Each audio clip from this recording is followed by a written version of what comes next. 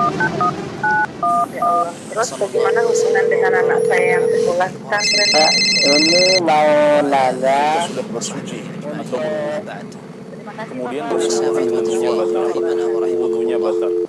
Bismillahirrahmanirrahim. Assalamualaikum warahmatullahi wabarakatuh. Alhamdulillah wassalatu wassalamu ala rasulillah wa ala alihi wa sahbihi wa mawala wa la hawla wa la quwata illa billah. Para pemirsa dan pendengar Fatwa TV rahimakumullah dimanapun Anda berada, puji syukur marilah senantiasa kita panjatkan kehadirat Allah Subhanahu wa taala. Di kesempatan kali ini kita kembali dipertemukan oleh Allah Subhanahu wa taala dalam program live interaktif Jalan Lurus bersama Al-Ustadz Dr. Abdullah Roy M.A. Hafizahullah Ta'ala, yang mana beliau merupakan anggota Dewan Fatwa Perhimpunan Al-Irsyad.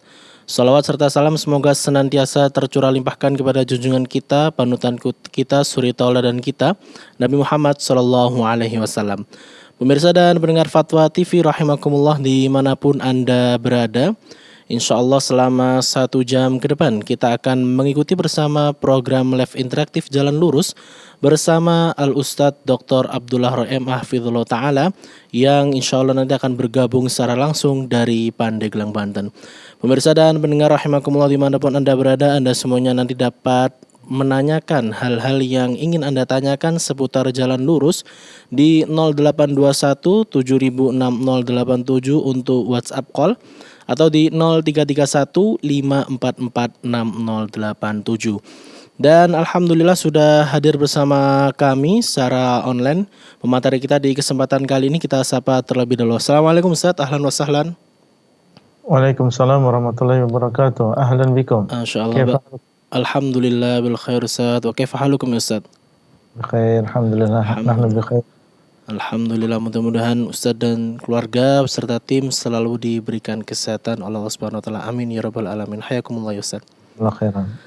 Baik pemirsa dan pendengar Fatwa TV dimanapun Anda berada, sekali lagi Anda nanti dapat menanyakan hal apapun terkait Jalan Lurus di 0821 706087 untuk WhatsApp call, atau di 0331 544 6087.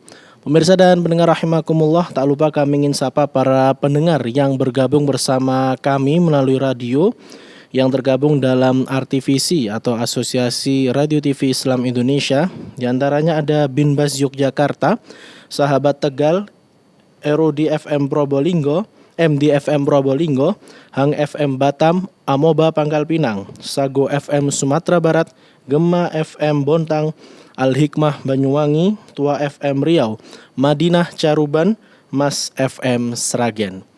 Dan selama 1 jam ke depan insya Allah bersama-sama kita akan mengikuti program live interaktif Jalan Lurus bersama Al-Ustadz Dr. Abdullah Roy M.A. Hafizahullah Ta'ala. Mengawali perjumpaan kita di kesempatan kali ini, insya Allah kita akan mendengarkan beberapa nasihat dan kalimat pembuka dari beliau.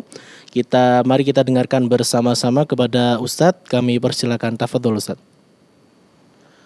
Nah, bismillahirrahmanirrahim. Alhamdulillah. Salatu wassalamu ala rasulillah wa ala alihi wa sahbihi wa man walah. Para pemirsa Fatwa TV yang dimuliakan oleh Allah Subhanahu wa taala, sekarang kita masih di hari-hari di antara hari-hari yang ada di bulan Sya'ban, bulan yang ke-8, yang ternyata dahulu Nabi SAW memiliki perhatian yang besar terhadap hari-hari seperti ini.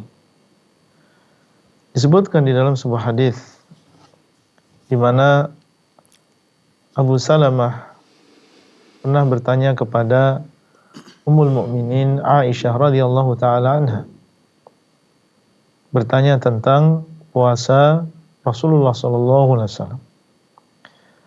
Maka beliau radhiyallahu taala anha mengatakan, lam arahu sa'iman min syahrin qat akthara min siyamihi min Sya'ban.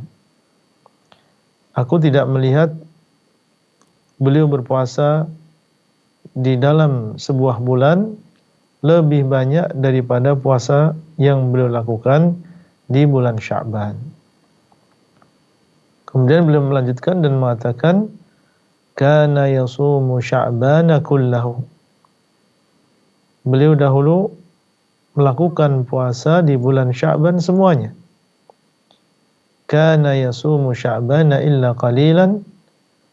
Beliau dahulu sallallahu alaihi wasallam berpuasa di bulan Sya'ban kecuali sedikit.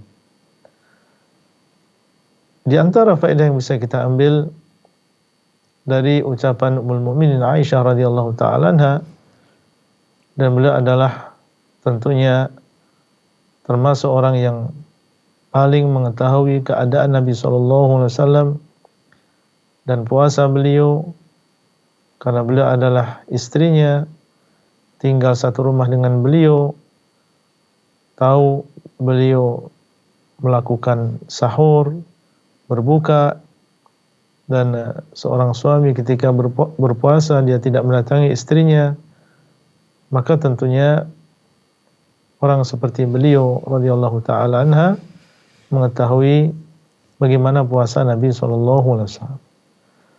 Dan beliau mengabarkan di dalam hadis ini, di bulan seperti ini Nabi sallallahu alaihi wasallam banyak melakukan puasa. Di sebagian besar Sya'ban beliau gunakan untuk melakukan puasa. Tentunya beliau sallallahu alaihi wasallam adalah contoh dan teladan bagi kita semuanya, sehingga termasuk di antara yang disunahkan untuk diperbanyak di bulan Sya'ban ini adalah melakukan puasa. Dan di antara hikmah melakukan banyak puasa di bulan Sya'ban, bahwasanya puasa di bulan Sya'ban sebelum berpuasa di bulan Ramadan itu seperti qobliyah sebelum kita melakukan sholat wajib. Seperti qobliyah sebelum melakukan sholat wajib. Dan di antara hikmahnya bahwa sholat-sholat rawatib ini adalah penyempurna terhadap kekurangan yang terjadi pada sholat-sholat fardu. Demikian pula puasa yang kita lakukan di bulan Sya'ban, kita harapkan ini bisa menjadi penambal, penyempurna apabila kita melakukan kekurangan di dalam puasa wajib kita, puasa Ramadan yang kita lakukan. Demikian pula disebutkan oleh para ulama bahwa disyariatkannya puasa di bulan Sya'ban ini seperti latihan atau pemanasan sebelum seseorang melakukan ibadah yang wajib. Orang yang sudah terbiasa melakukan puasa di bulan Sya'ban, maka ketika datang Ramadan dan mulai melakukan puasa yang wajib, maka dengan mudah dia melakukan puasa tersebut, tidak ada rasa capek, tidak ada rasa berat, karena dia sudah terbiasa untuk melakukan puasa sebelumnya. Oleh karena itu, marilah kita hidupkan hari-hari ini dengan memperbanyak puasa di bulan Sya'ban.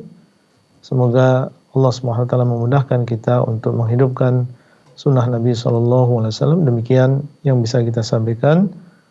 Barakallahu fikum.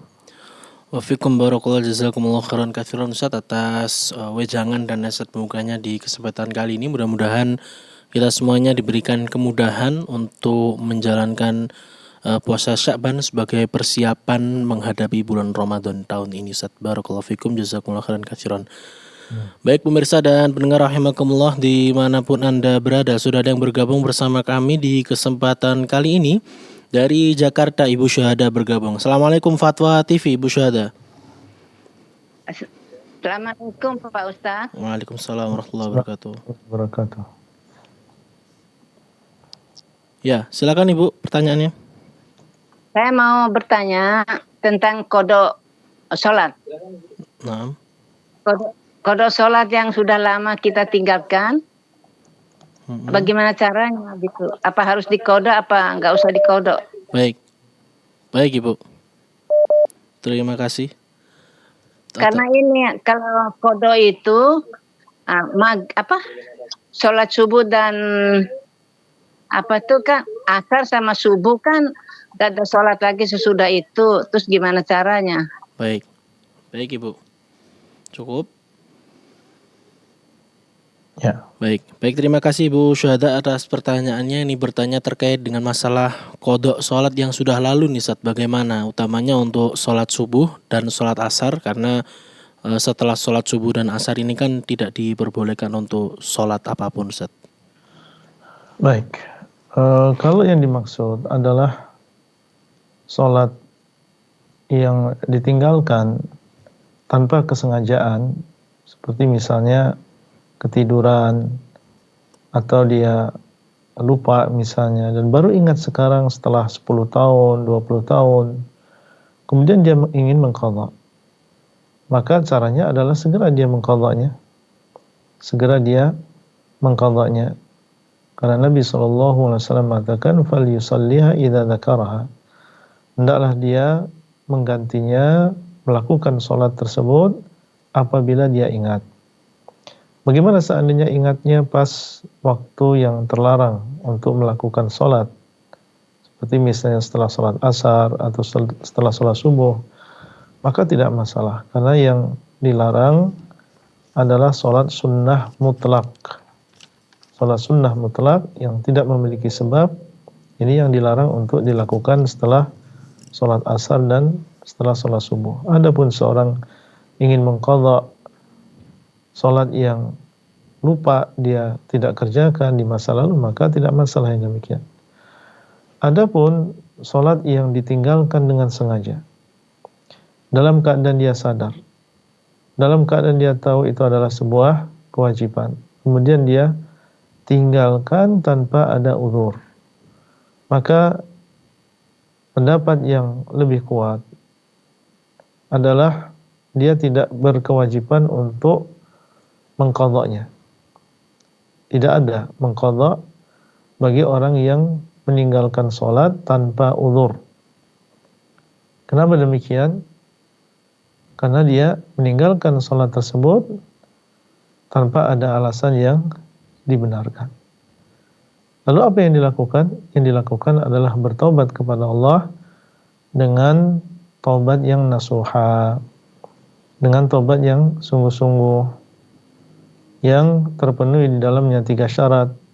Yang pertama adalah menyesal atas apa yang telah berlalu karena dia meninggalkan sebuah kewajiban yang besar di dalam agama. Kemudian yang kedua, dia berusaha untuk tentunya meninggalkan bekas-bekas atau athar-athar, sisa-sisa dari dosa-dosa tersebut. Kemudian yang ketiga adalah dia bertekad kuat untuk tidak melakukan yang demikian di masa yang akan datang. Kalau terpenuhi 3 syarat tadi, maka dia telah mendatangkan taubat yang nasuha, yang kita berharap Allah SWT mengampuni dosa seseorang yang melakukan taubat yang nasuha. At-taibu minadz dzambi kaman la dzamba lahu. Orang yang bertobat dari sebuah dosa ini seperti orang yang tidak melakukan dosa tersebut. Dan hendaknya dia selain menjaga sholat 5 waktu, setelah itu dia juga memperbanyak sholat-sholat sunnah. Hendaknya dia memperbanyak sholat-sholat sunnah sebagai bentuk kesempurnaan dia dalam bertobat kepada Allah Subhanahu wa taala. Demikian wallahu taala a'lam. Nah, Tapi Ustaz, jazakumullah khairan katsiran untuk jawaban atas pertanyaan dari Ibu Syuhada yang ada di Jakarta yang bertanya terkait dengan masalah qada sholat. Dari Jakarta kita bergeser ke Lampung. Ada Bapak Farzi yang sudah menunggu di line telepon. Assalamualaikum Fatwa TV, Bapak Farzi. Ya, assalamualaikum. Waalaikumsalam warahmatullahi wabarakatuh. Baik, silakan Bapak, satu pertanyaannya. Iya, saya mohon izin Pak Ustadz, apa artinya hakikat dan marifat? Itu aja. Baik. Baik Bapak Farzi, terima kasih atas pertanyaannya untuk Ustadz Abdullah Roy yang telah ditanyakan. Penanya bertanya terkait dengan hakikat dan ma'rifat Ustadz. Tafadhol. Nah, Barakallahu fikum. Hakikat dalam bahasa kita adalah hakikat, dan ma'rifah adalah mengenal. Ini secara bahasa. Adapun secara istilah yang digunakan oleh sebagian orang, maka hakikat dan ma'rifah ini seperti sebuah tingkatan. Ya, tingkatan di dalam beragama. Orang yang sudah mencapai tingkatan hakikat, berarti dia sudah mengetahui kenyataan yang sebenarnya. Hakikatnya bagaimana? Orang yang sudah sampai derajat ma'rifah, berarti dia sudah benar-benar mengenal Allah Subhanahu wa ta'ala. Dan ini digunakan oleh sebagian kelompok yang mereka memiliki penyimpangan di dalam agama ini, membagi tingkatan menjadi beberapa tingkatan tersebut, dan tingkatan yang paling dasar menurut mereka adalah tingkatan syariat. Dan ada tingkatan-tingkatan selanjutnya seperti yang disebutkan, ada hakikat, ada ma'rifah. Dan tingkatan syariat yang mereka maksud adalah orang yang masih mengenal agama secara luarnya saja. Jadi mereka ya masih tingkatan syariat, berpegang teguh dengan syariat, melakukan sholat, melakukan puasa, zakat, bersedekah, berbakti kepada orang tua, meninggalkan perkara-perkara yang diharamkan. Orang yang masih tingkatan syariat berarti dia masih diikat dengan syariat, harus taat dengan syariat. Nah, menurut mereka, kalau sudah naik tingkatannya, sudah benar-benar ma'rifah, mengenal Allah, sudah mencapai hakikat, maka dia sudah tidak lagi diwajibkan untuk melaksanakan berbagai kewajiban. Dia sudah tidak lagi diharamkan perkara-perkara yang diharamkan. Ya, tidak diharamkan atasnya perkara-perkara yang diharamkan. Artinya, orang yang sudah sampai derajat yang tinggi, menurut mereka, boleh dia meninggalkan sholat, boleh dia tidak berpuasa, boleh dia berzina, boleh dia minum khamr, dan seterusnya. Kenapa? Karena dia sudah ma'rifah, karena dia sudah sampai hakikat.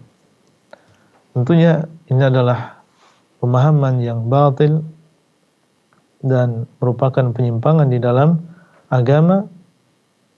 Kita sebagai seorang muslim, orang yang beriman, dengan berbagai tingkatannya diharuskan untuk berpegang teguh dengan agama Nabi SAW. Dan tidak ada yang lebih tinggi derajatnya daripada beliau. Beliau SAW disebutkan oleh Ummul Mukminin Aisyah radhiyallahu taala anha, beliau melakukan salat malam sampai pecah-pecah kaki beliau. Dan tadi disebutkan di dalam muqaddimah, beliau SAW memperbanyak puasa sunnah di bulan Sya'ban. Kalau yang sunnah saja beliau kerjakan, lalu bagaimana dengan yang wajib? Beliau SAW memiliki derajat yang paling tinggi, tetapi beliau SAW berpegang teguh dengan syariat ini, melaksanakan kewajiban, melakukan perkara yang sunnah, meninggalkan perkara yang diharamkan. Lalu bagaimana datang setelahnya orang-orang yang mengaku memiliki derajat yang tinggi, kemudian dia merasa terbebas dari syariat ini, merasa bisa keluar dari syariat ini. Sekali lagi, ini adalah pemahaman yang batil. Dan kalau kita melihat ada sebuah kelompok yang mereka menggunakan istilah-istilah seperti ini, kita jauhi kelompok tersebut, dan hendaklah kita mempelajari agama ini dari orang-orang yang terpercaya, yang dikenal sahih akidahnya, sahih manhajnya, mengajarkan pemahaman yang benar yang berdasarkan Al-Quran dan juga sunnah dengan pemahaman para sahabat radhiyallahu taala anhum. Nah, Tapi bisa jazakumullahu khairan katsiran untuk jawaban terkait pertanyaan dari Bapak Farzi dari Lampung yang bertanya terkait dengan hakikat dan ma'rifat. Dari Lampung kita bergeser pemirsa dan pendengar ke Lahat, ada Ummu Syahidah yang telah bergabung. Assalamualaikum Fatwa TV Ummu Syahidah. Waalaikumsalam warahmatullahi wabarakatuh. Baik, silakan satu Assalamualaikum. pertanyaannya. Assalamualaikum warahmatullahi wabarakatuh. Waalaikumsalam. Assalamualaikum warahmatullahi wabarakatuh. Ustazana. ilaik wa barakallahu fikum. Masya Allah Ustazana, Ana ada 2 pertanyaan, bagaimana ini? Tapi singkat aja Ustazana. Satu pertanyaan aja Ibu. Nah, seperti ini Ustazana. Qadarullah, Ana itu secara pribadi kalau untuk saat ini gitu kan, semenjak hijrah belajar itu agama Ustazana, Ana merasakan seperti ada rasa takut seperti itu ketika sholat. Kemudian seperti mungkin saat itu jika kematian menghampiri itu gimana gitu Ustazana. Untuk menghilangkan rasa takut itu, kalau Ya, was-was itu bagaimana Ustazana? Apa itu indikasi seperti apa gitu rasa takut baik. was-was seperti itu Ustazana. Afwan. Baik Ibu. Baik, Seperti baik Ibu. Jazakumullahu khairan. Baik aku. Baik, terima kasih Ummu Syahidah dari Lahat yang telah bertanya terkait dengan masalah was-was ini Ustaz. Nah, ini bagaimana untuk menghindari penyakit was-was ini utamanya ketika ingin beribadah. Baik. Tadi yang disampaikan takut dengan kematian atau tentang was-was tadi? Tentang was-was Ustaz, was-was untuk ketika ingin beribadah Ustaz, ketika sholat itu masih was-was Ustaz, ragu-ragu. Baik. Barakallahu fikum. Perlu kita pahami bersama bahwa was-was ini adalah berasal dari syaitan. Dia berusaha untuk mengganggu kita dengan was-was tersebut.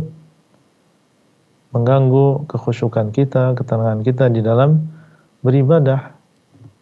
Dan Allah Subhanahu wa taala menyebutkan di dalam Al-Qur'an bahwasanya syaitan ini adalah was-was, min syarril waswasil khannas.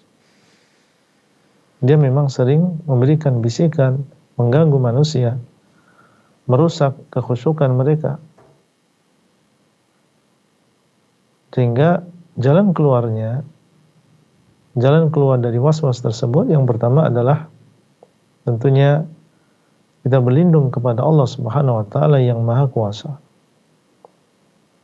Wa imma yanzaghannaka minasyaitani nazghun fasta'idz billah innahu huwas samiul alim. Apabila datang kepadamu bisikan dari syaitan, maka hendaklah engkau berlindung kepada Allah. Sungguhnya Allah SWT dialah yang Maha mendengar lagi Maha mengetahui.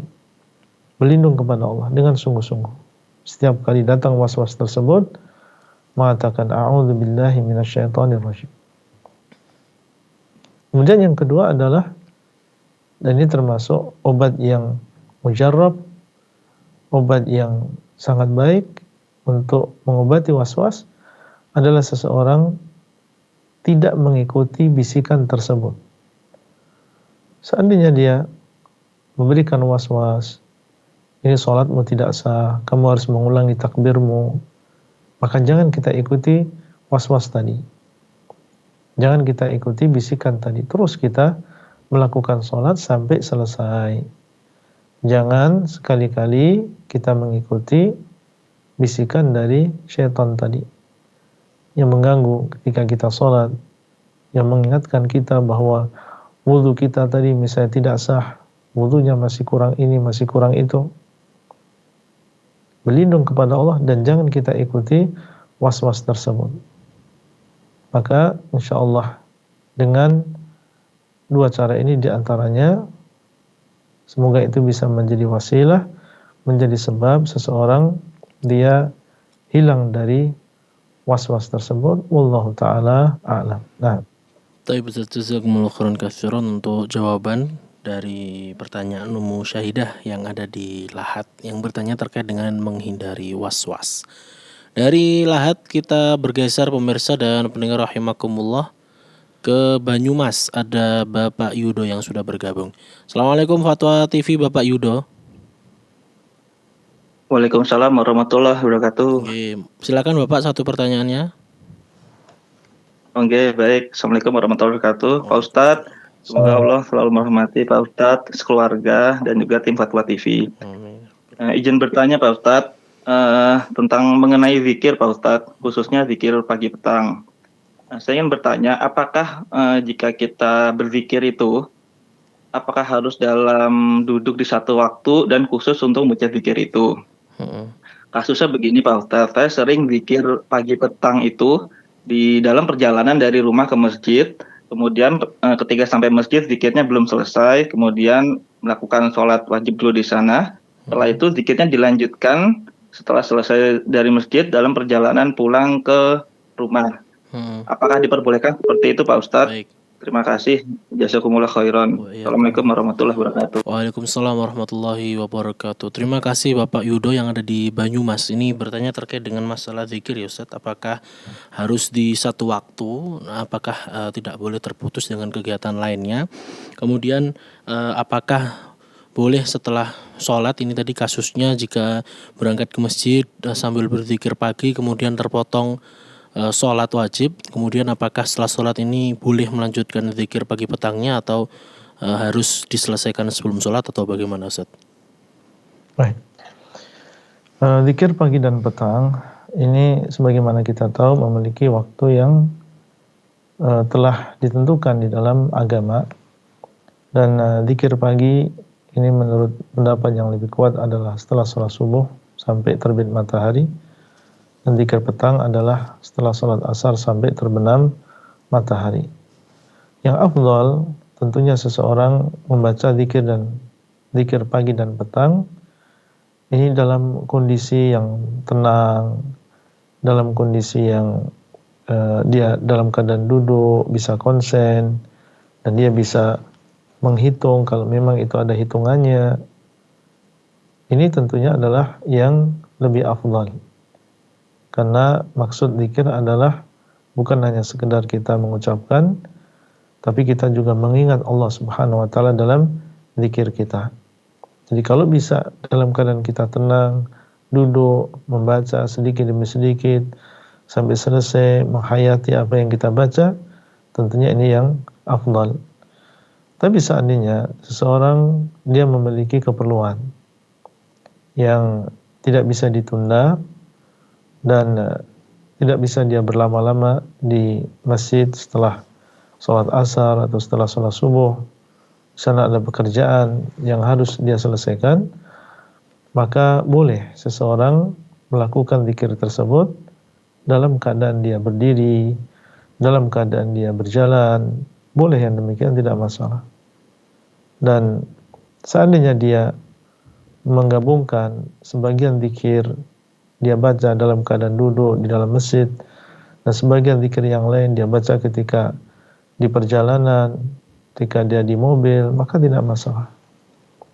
Ya, kita berharap semoga apa yang menjadi niatnya ingin berzikir dan dia bertakwa kepada Allah sesuai dengan kemampuan, maka semoga Allah SWT memberikan pahala. Fattaqullaha mastata'tum.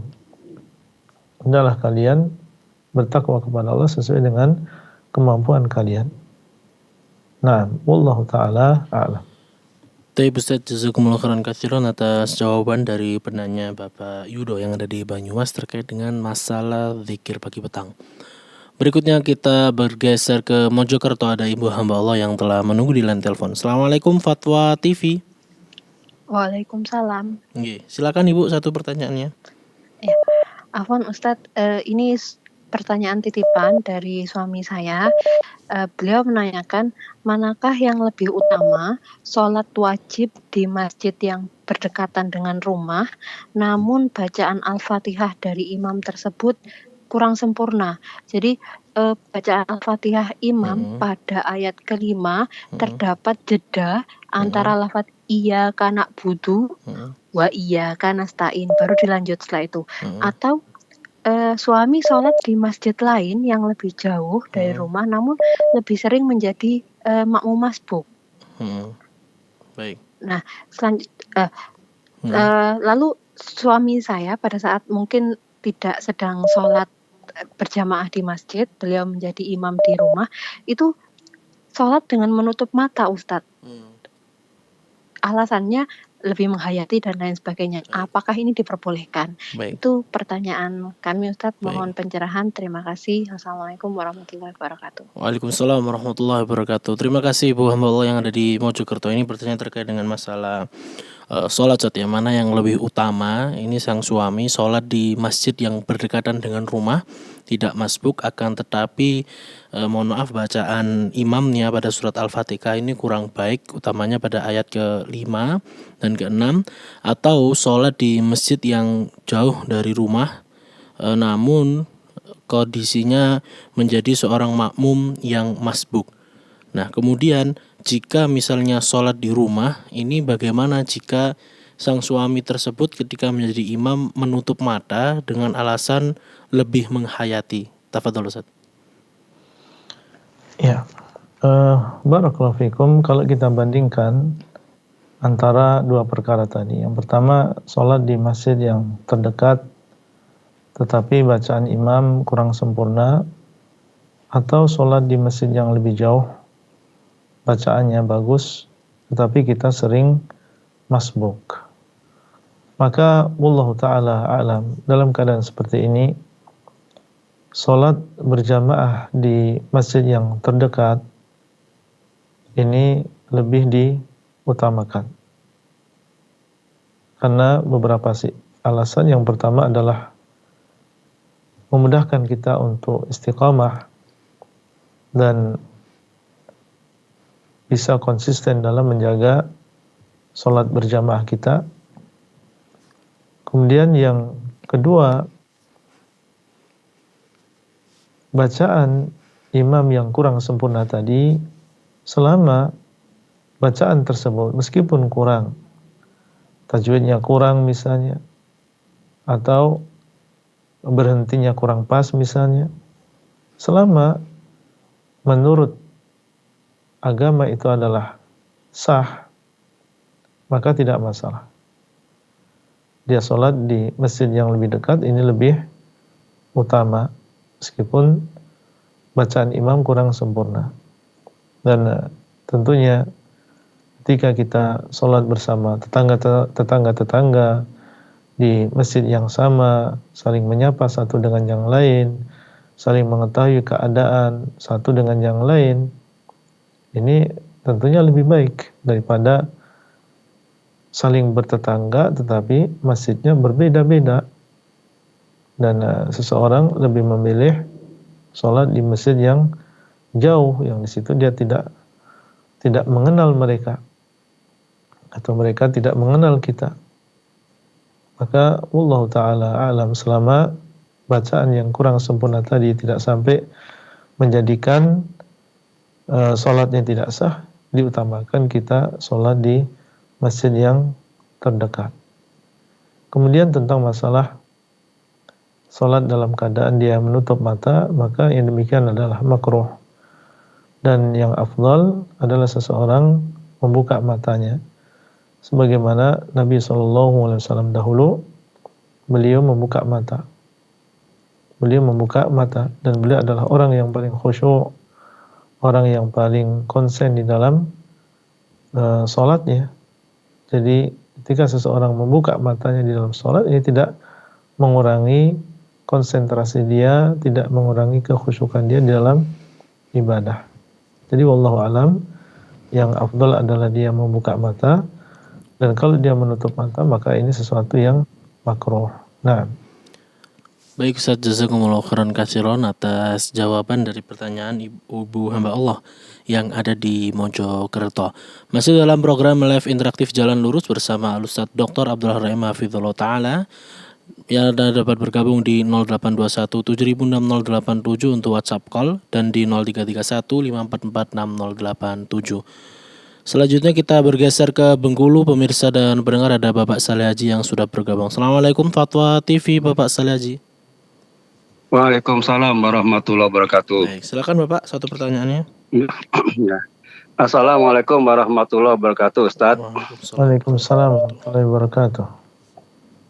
Dalam salah satu hadis disebutkan, Ustaz, bahwa Rasulullah SAW itu selalu berzikir dalam setiap keadaan.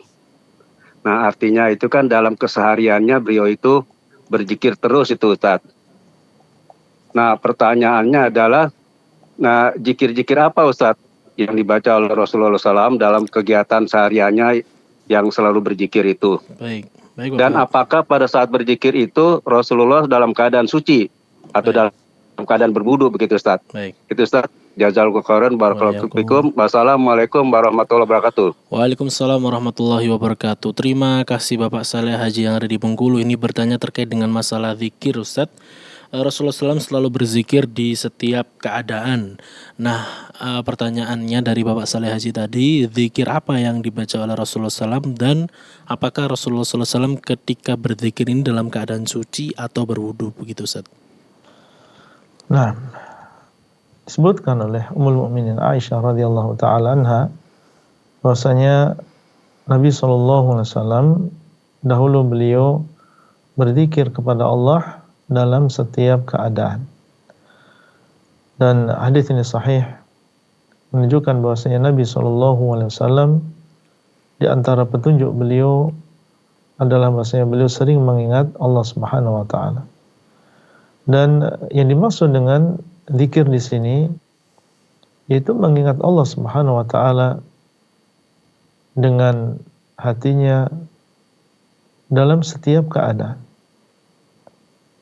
Jadi mengingat Allah bisa dengan hati, bisa dengan lisan. Dan yang asalnya adalah mengingat Allah dengan hati. Mengingat Allah, mengingat kebesarannya, mengingat keagungannya, kekuasaannya, baik dalam keadaan berdiri, dalam keadaan duduk, dalam keadaan berjalan, dalam keadaan sendiri, dalam keadaan dia bersama orang lain, dia ingat Allah Subhanahu wa taala. Mengingat tentang kebesaran Allah, mengingat tentang keagungan Allah, mengingat bahwasanya Allah Subhanahu wa taala dialah yang Maha melihat, Maha mendengar, yang mengetahui segala sesuatu. Itu keadaan Nabi SAW. Senantiasa mengingat Allah dan tidak lalai dari Allah Subhanahu wa taala. Dan beliau SAW tentunya juga sering berzikir dengan lisan. Bukan hanya mengingat Allah dengan hati, tetapi juga dengan lisan.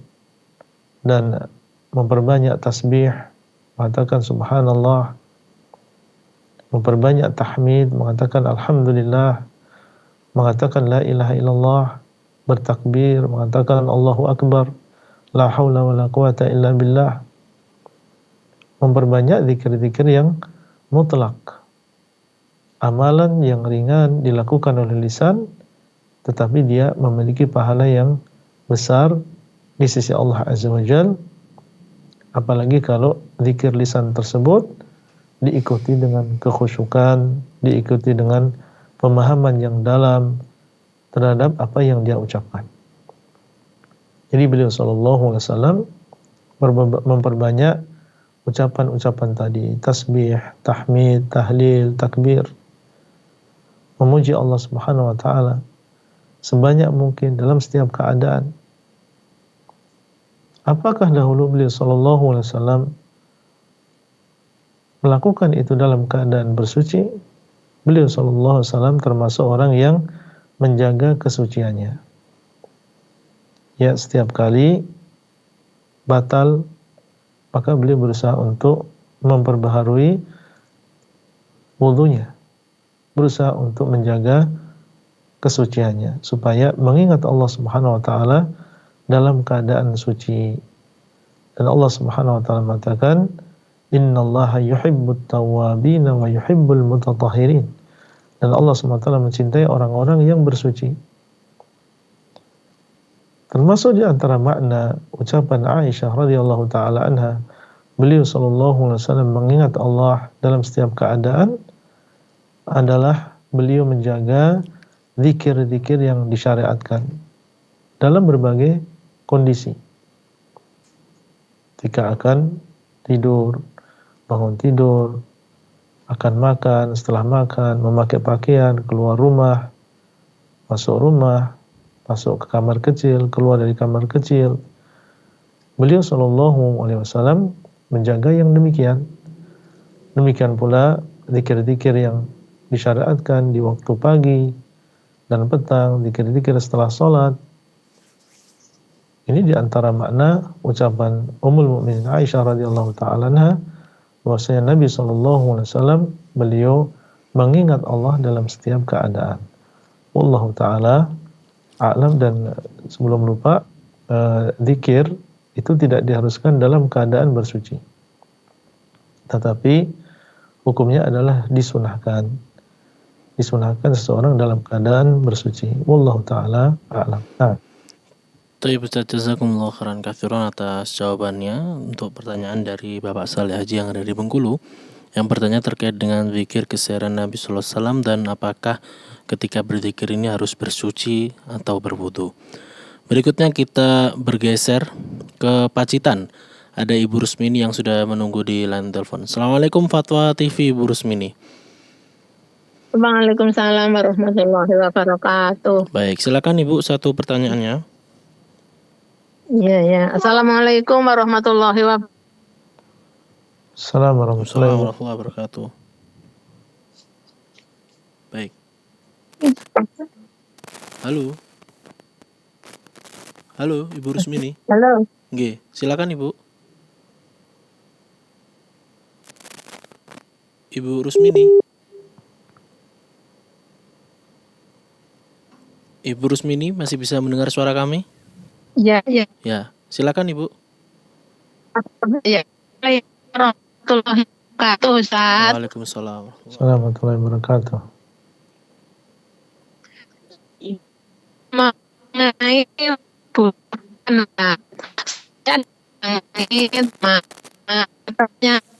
usapan usapan itu beribadah yang banyak daripada amal yang lain, seperti sholat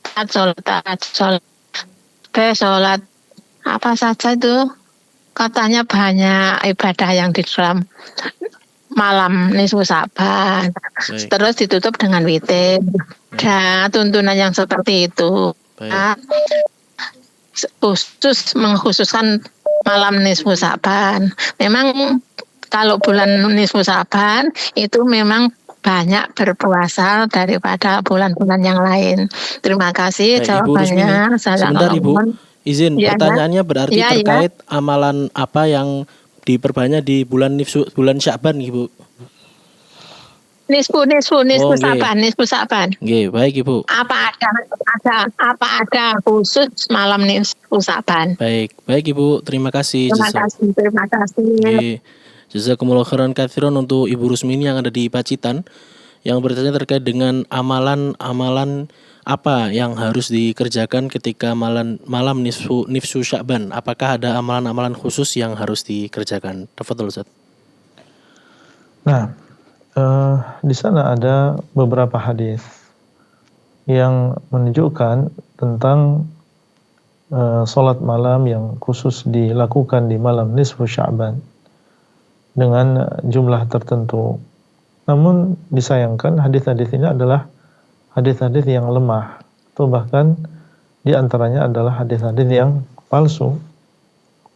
Yang di situ disebutkan jika datang malam nisfu Sya'ban, maka lakukanlah sholat malam di malam harinya dan berpuasalah di siang harinya karena Allah SWT turun ke langit dunia dan seterusnya. Maka hadis ini tidak sahih dari Nabi SAW.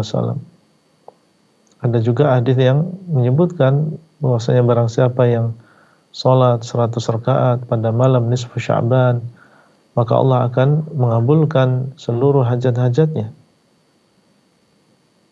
Dan hadis-hadis yang lain. Sehingga Tidak boleh seseorang apabila di sana tidak ada dalilnya, tidak boleh mengkhususkan malam nisfu Sya'ban dengan amalan tertentu. Jadi kita melalui malam nisfu Sya'ban sebagaimana kita melalui hari-hari yang lain. Kalau memang kita sebelumnya biasa melakukan sholat malam, ya silahkan. Ya kita melakukan apa yang sudah menjadi kebiasaan kita.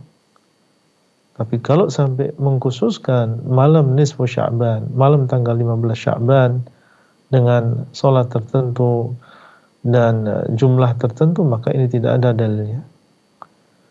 Di sana ada sebuah hadis yang diperselisihkan oleh para ulama tentang kesahihannya, yang berisi tentang keutamaan malam nisfu Sya'ban.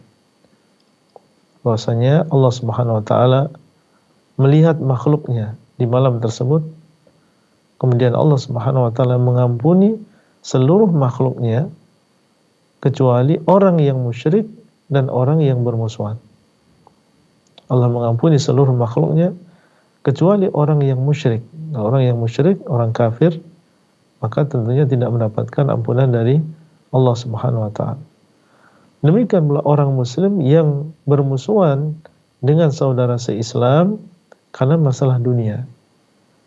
Bermusuhan dengan saudara se-Islam karena masalah dunia, akhirnya tidak saling berbicara satu dengan yang lain, saling memboikot, menghajar satu dengan yang lain hanya karena masalah dunia. Maka yang demikian tidak mendapatkan ampunan dari Allah Subhanahu wa taala. Dan hadis ini disahihkan oleh sebagian ulama, tapi tidak menunjukkan tentang pengkhususan melakukan sholat malam di malam tersebut. Nah, di sini seandainya itu adalah sahih dan disahihkan hadis ini oleh sebagian ulama, maka hanya menunjukkan keutamaan malam tersebut. Allah mengampuni dosa kecuali orang yang musyrik dan orang muslim yang bermusuhan. Tidak ada di situ penyebutan pengkhususan sholat malam di malam nisfu Sya'ban. Wallahu taala a'lam. Nah. Baik, Ustaz, jazakumullah khairan katsiran untuk jawaban dari pertanyaan Ibu Rusmini yang ada di Pacitan, yang bertanya terkait dengan masalah amalan-amalan apa yang dikhususkan untuk malam nisfu Sya'ban. Dari Pacitan kita bergeser pemirsa dan mendengar ke Riau, ada Ibu Rusni yang sudah bergabung. Assalamualaikum Ibu Rusni, Fatwa TV. Waalaikumsalam warahmatullahi wabarakatuh. Baik, silakan Ibu, satu pertanyaannya. Iya, saya mau tanyakan masalah sholat sunnah rawatib sebelum zuhur. Saya sholat di rumah sebenarnya, tapi waktunya sudah berlalu sekitar setengah jam, saya baru sholat.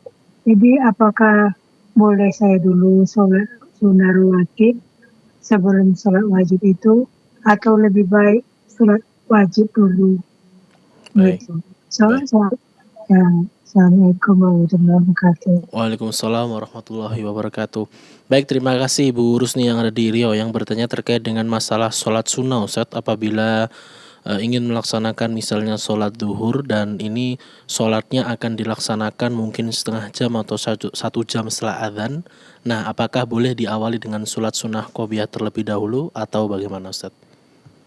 Ya, sholat sunnah qobliyah ini adalah sholat sunnah yang dikerjakan sebelum sholat 5 waktu. Seandainya sholat duhur sudah dimulai semenjak setengah jam yang lalu dan kita belum melakukan sholat duhur, maka tidak masalah. Sebelum seseorang melakukan sholat duhur, dia melakukan qobliyah terlebih dahulu. Karena sholat qobliyah ini adalah termasuk sunnah yang muakkadah, sunnah yang sangat-sangat dikuatkan, sangat ditekankan. Dan qobliyah waktunya adalah sebelum melakukan sholat fardu. Jadi meskipun berlalu setengah jam tidak masalah. Ya, seseorang sebelum dia melakukan sholat duhur, dia melakukan qobliyah terlebih dahulu. Wallahu ta'ala a'lam. Nah. Baik, terima kasih Ustaz, jazakumullah khairan katsiran untuk jawaban dari Ibu Rusni yang bertanya terkait dengan masalah sholat sunnah qobliyah pada waktu setelah setengah jam adzan. Berikutnya kita bergeser ke penanya berikutnya, ada Bapak Sufyan yang ada di Jambi. Assalamualaikum Fatwa TV, Bapak Sufyan. Waalaikumsalam warahmatullahi wabarakatuh. Ya, silakan Bapak, satu pertanyaannya. Bapak Sufyan, silakan. Iya. Assalamualaikum warahmatullahi wabarakatuh, Ustaz. Waalaikumsalam. Warahmatullahi wabarakatuh. Ini Ustaz, ini berkaitan dengan ada kebiasaan di tempat kami. Misalnya anak kecil yang balita itu kan sering rewel malam dan sebagainya. Kemudian, nah untuk supaya mengantisipasi supaya anak itu tidak rewel, kemudian anak itu dipasangkan semacam penangkal gitu atau sejenis jimat yang dikalungkan ke anak kecil tersebut. Kemudian apa hukumnya itu, Ustaz? Jadi apakah memang itu dibolehkan atau bagaimana? Baik, terima kasih. Itu demikian yang ditanyakan. Baik. Terima kasih.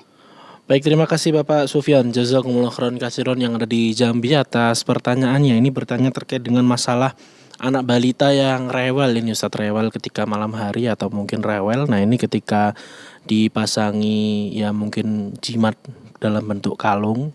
Nah, ini apakah diperbolehkan atau tidak, Ustaz? Karena adatnya di tempat Bapak Sufyan seperti itu. Silakan, Ustaz. Ya. Nabi kita Muhammad SAW beliau mengatakan di dalam hadis yang sahih, man ta'allaqa tamimatan faqad asyrak. Barang siapa yang menggantungkan tamimah. Tamimah ini adalah jimat yang dikalungkan atau dipasang atau berupa gelang atau yang semisalnya. Dan dahulu orang-orang jahiliyah mereka memiliki kebiasaan demikian. Orang-orang jahiliyah bukan hanya di zaman sekarang saja, di zaman Nabi SAW sebelum datangnya Islam, orang-orang jahiliyah memiliki kebiasaan ini, yaitu mengalungkan sesuatu di anak balita. Dan tujuannya adalah untuk supaya terjaga dari ain atau gangguan jin atau yang semisalnya. Nabi SAW mengatakan faqad asyrak, sungguh dia telah melakukan kesyirikan. Nah, ini menunjukkan bahwa perbuatan ini tidak boleh dilakukan. Tidak boleh dilakukan, dan cukuplah ucapan Nabi SAW ini menjadi petunjuk bagi kita untuk meninggalkan perbuatan tadi meskipun itu sudah menjadi kebiasaan turun-temurun di tempat kita. Karena kita adalah orang yang beriman kepada Allah dan juga Rasul-Nya. Kita adalah seorang muslim yang siap menyerahkan diri kepada Allah Subhanahu wa taala, sehingga kalau memang Nabi Muhammad SAW mengatakan demikian, ya kita harus menjauhinya. Lalu bagaimana kalau kita ingin Allah Subhanahu wa taala melindungi anak kita dari mata jahat atau yang semisalnya sehingga dia tidak rewel? Caranya adalah dengan kita mengikuti Nabi SAW di dalam petunjuknya. Beliau SAW pernah mendoakan untuk Hasan dan juga Husain, cucu beliau, dan mengatakan u'idukuma bi kalimatillahi tammah min kulli syaitanin wahammah wa min kulli ainin lammah. Ini dibaca oleh Nabi SAW, yang artinya adalah aku memperlindungkan kalian kepada Allah dengan kalimat-kalimat Allah yang sempurna dari setan dan dari binatang yang berbisa dan dari pandangan-pandangan yang jahat. Lengkap di sini. Ya, berlindung dari binatang yang berbisa, dari setan, dan juga dari pandangan yang jahat. Hadis ini sahih. diriwayatkan oleh Abu Dawud rahimahullah di dalam sunnahnya. Nah, tentunya sebaik-baik petunjuk adalah petunjuk Nabi SAW. Beliau SAW tidak berbicara dari hawa nafsu, beliau berdasarkan wahyu dari Allah Subhanahu wa taala. Allah yang mengajarkan kepada nabinya SAW. Nah, kalau kita baca doa ini, maka inilah yang akan bermanfaat bagi seseorang. Adapun menggunakan jimat-jimat tadi, pertama dia telah melakukan kesyirikan, meskipun kesyirikan di sini adalah harus diperinci. Kalau dia meyakini itu adalah hanya sekedar sebab, maka dia terjerumus ke dalam kesyirikan yang kecil. Tapi kalau sampai meyakini jimat itu yang memberikan manfaat, memberikan mudarat, maka ini bisa syirik yang besar. Pertama, ketika dia memasang jimat atau menggantungkan jimat, dia telah melakukan sebuah dosa. Mungkin syirik besar, mungkin syirik kecil. Yang kedua, dia tidak mendapatkan manfaat. Dia tidak mendapatkan manfaat. Itu tidak ada manfaatnya. Padahal kan kita ingin melakukan sesuatu, itu ada manfaatnya. Seandainya anak itu memang dalam keadaan tidak rewel, ya tidak rewelnya dia itu adalah bagian dari takdir Allah, bukan karena jimat itu yang kemudian bermanfaat. Demikian wallahu taala a'lam. Nah, Baik Ustadz, jazakumullah khairan katsiran atas jawaban dari Bapak Sufyan yang ada di Jambi yang sekaligus menjadi pertanyaan terakhir di kesempatan kali ini. Kami ucapkan jazakumullah khairan katsiran Ustadz atas waktu yang telah Antum berikan. Mudah-mudahan dapat memberikan manfaat untuk kita semuanya dan Allah SWT ganti dengan sebaik-baik ganti. Barakallahu fikum Ustadz, mudah-mudahan Ustadz dan keluarga beserta tim selalu diberikan kesehatan oleh Allah SWT. Amin ya rabbal alamin. barakallahu fiik. Pemirsa dan mendengar rahimakumullah dimanapun Anda berada, alhamdulillah usai sudah perjumpaan kita di kesempatan kali ini.